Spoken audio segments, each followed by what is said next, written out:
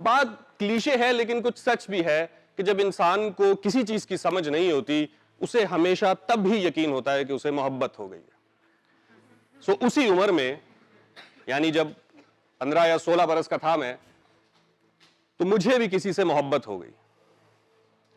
वो मेरी क्लास में पढ़ती थी। 4 महीने का एक सेशन था जो हमने साथ पढ़ा। मैं उसे रोज देखता था, पढ़ती तो वो थी, मैं तो देखने आता था घर से फीस लेके। अपने आप को देख के मुझे यकीन था मुझे नहीं मिलेगी। सो मुझे कोई ख्वाहिश, कोई तमन्ना, कॉन्फिडेंस कुछ भी नहीं था। मुझे बस ये था कि एक बार जाके बताना है कि तुम अच्छी लगती हो, बस। पर 4 महीने इसकी भी हिम्मत ना हुई। फिर सोचा चलो कोई नहीं, अगले सेशन में बता देंगे।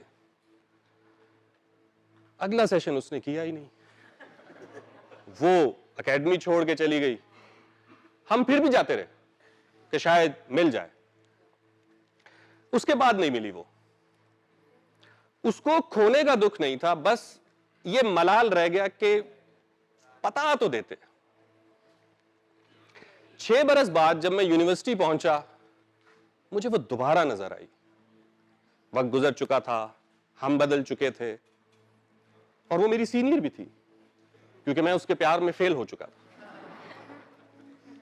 अब एक आध दफा दिखी, दिल में थोड़ी बेचैनी हुई, सोचा जाके बताते हैं। फिर कहा रहने दो।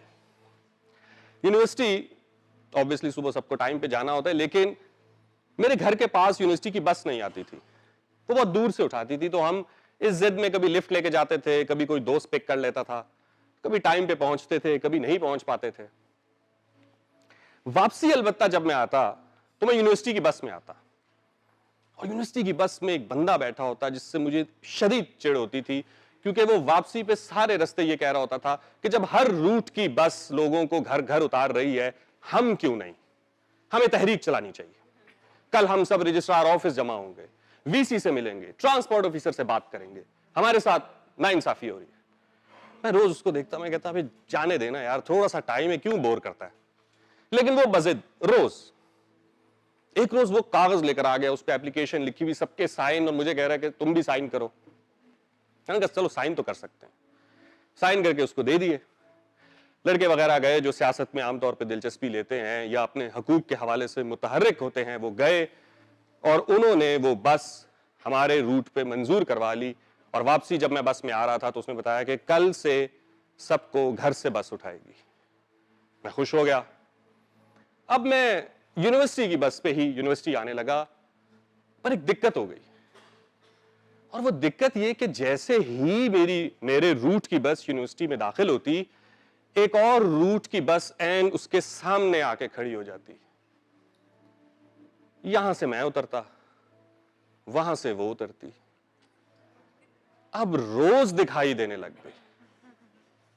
अब रोज तो दिल बेचैन लेके आप नहीं फिर सकते, अब तो कहना ही पड़ेगा, पर वक्त गुजर चुका है।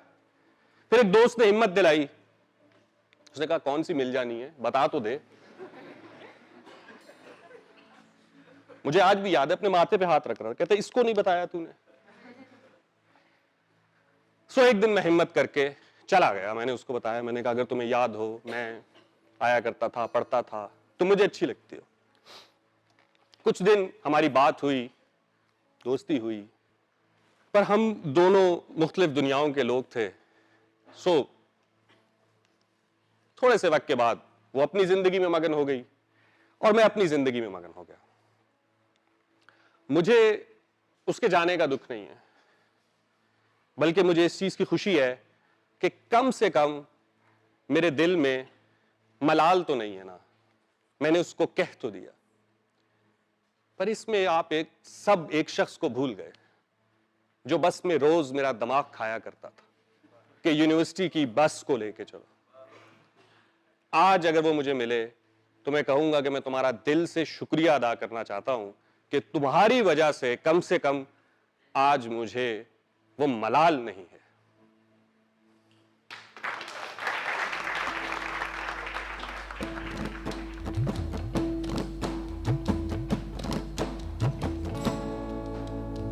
मस्त मस्त